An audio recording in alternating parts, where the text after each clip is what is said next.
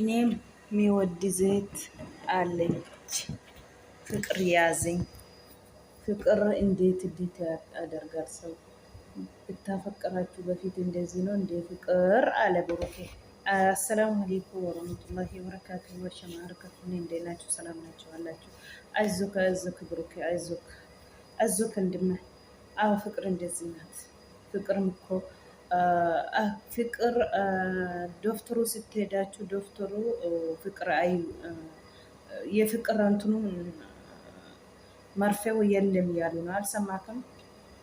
ስለዚህ መድኃኒት የለም፣ ፍቅር መድኃኒት የለም ያሉ ነው። እንደዚህ አልሰማክም ወንድሜ? ስለዚህ አይዞክ።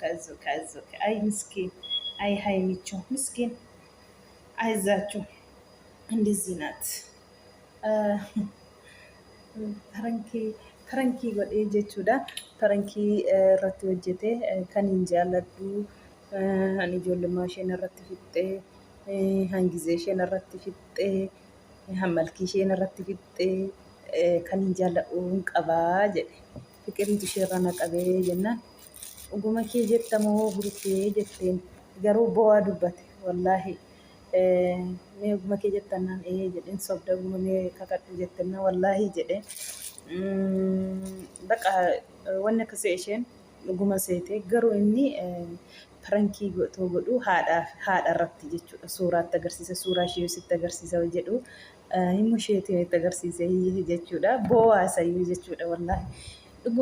Wanni akkas bo'aa dhuguma mee wallaahi jedhinna wallaahi gizanni jedhu bo'aa jechuudha. Himmaatiin hudhama. Anuu han akkasiis baay'ee akkasiis irratti argeen beeku. Eessaa fiddeeti jechi sumaatii fiqirii qabamus akka kanas argeen beeku akkamiinidha. Garuu amma bakka gaddee jira jettee wanni kakatu jechuu innaatee jechuudha. Wanni kakatu iji ishee wallaahi maddiin ishee bobboqokkee jechuudha. Maaliif footoo sitti agarsiisa wallaahi jennaan wallaahi footoo ishee sitti agarsiisa. Ani hin jaalladhu. Hangizee ishee naaf jettee fixxee, han umurii ishee anaaf jettee fixxee, kan akkam jaalladhu jirtii jedhee goddanyaa jennaanii dhugaatti fakkaate burukee haayimeetti dhugaa fakkaate jechuudha. Wallaahi naatesi ijilleetti didiimate maddiin illee dhugaa rabbi dubbachuu wallaahi. Qiriin qabiyyoon kana sitti immoo akkana dhiisteen deemnee baalii ga'ee jiran ta'eef baalii kanaatiin ani ciqichiqiin barbaadu. Yoo kana geessu akkana gatteen deemnee qaalii naa galii duraa jennaan qaalii sii galuu hin danda'u yoo natti himte malee jettee. Inni garuu achuma taa'ee buttaa jiraatti haadharraa saba gaatee fi baaliidha. Baaliif jechuudha. Himman isa hudhee yeroo isheen afittee gubdee hin jaalladhu jedhee miskiina wallaahi wayii suuraa ishee akkasitti babaasu himmaatu jaguute jechuudha. Maaliif burukeen jaalala haadhaaf qabu humnaa olittidha. Wallaahi dhugaa dubbachuuf maaliif abbaa malee guddatanii haadhatu isaan guddisee abbaan isaanii hin beekan ijoollummaatti waan abbaan irraa du'ee fi yoo ija isaanii banata haadha isaanii wanta arganii fi haadha isaanii eenyumattuu wallaahi haadhaaf keessumaa akka burukee haadhaaf kan ta'u hin jiru. Yeroo hunda kana gizeen taa'ee yaadu wayima haadhaaf bo'aa. Amma suuraa ishee baasee isheen akkaan jaalladhu ishee akkaan umurii isheen wajjiniin daba fixxee yeroo isheen wajjiniin fixxee akkaan jaalladhu qabaa. Goddanyaa jennaani haayimeen naati kiiwwachuun amma kaa roobee adaama fakkaachuun amma kaa adaama roobee fakkaachuun amma kaa kiiwwachuun amma kaa roobee finfinnee fakkaachuun amma kaa haayimeetti.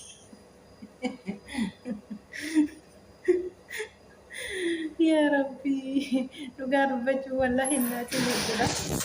Kan isheen naatee fi dhugaa seeteeti naatee jechuudha waan isheen naatee fi. Wallaahi aizo parankii irratti hojjechuun malee dhugaallee miti inni kan inni itti agarsiisa. Suuraa argitaniitu jedhee yaada. Suuraa haadhaati jechuudha. Haadha isaa baasee miskiina kan jaalladhu kan akkan kabaju goddanyaa koo sitti agarsiisa suuraa ishee. Fiqiriitu irraa na qabee duraan gizee fiqiriin si qabu isa moo situ ibsee fi jedhee gaafate jechuudha. Haayimeetiin wanti sun gizee ijoollummaa wanta ta'eef hin beeku jette. Irraan fa'ee jira isa ta'e anatee hin beeku jette. Akkamiin wayii fiqiriin akkamiin irraanfatamaa jedhee gaafate hin beekamu kaa gizee san ijoollummaadhas waan itti irratti xiyyeeffannee fi naaf hin beeku waliin isaa jette irratti xiyyeeffannoo godhannee isaati sanatti jette akkam goeen sitti maree ammanni ani yoo sitti mee akkallee hin aarrisi akkana dhiista hin deemne si jedhe miskiina akkanaan taraa liqii deebisate qallaalii matti deebisate otoo baay'ee fagoon deemiin jechuudha. Suuraa baasee wallaahi ani kan jaalladhu jedhee wanni hungatu suu jechuudha silkiirra hinnaatee jechuudha dhugaa seetii hinnaatee isheen garuu inni yoo sanni kakatee sanni hungatu sanatti enaate duraan miti toon ta'e wanni sittiin agarsiisa natti hin kolfiin garuu sittiin agarsiisa wanni jedhu dhuguma kee jettamoo buruki ammatti dhuguma kee jettamoo jetti miiqa deebiste ayimis kiyyid yoo achiititti baasuu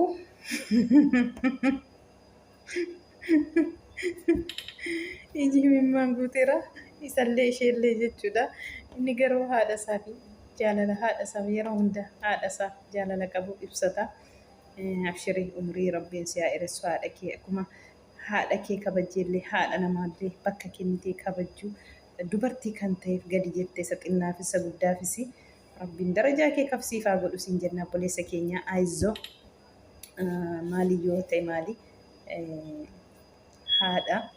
haadha argeetii kan inni ba'u garuu milkinaata haadhaatiin illee keessa liqii isaa deebisatee jira. Gaddasa isheen dhiisistee warqii na jalaa hattanii hattoota lamaan keessanuu jettee misirritiif isaatiin congaarraa waaddee jechuudha. Innis immoo akkuma qalliitti godhee keessuma too jedhu himatee jechuudha fiqiriin qabee maal jedhee asitti maalkiin kee qayyaramii fuulli kee qayyaramii maalii too isheen jettu akka kana irratti hojjete jechuudha. Liqii deebisatee jira. Liqii deebisatee jira.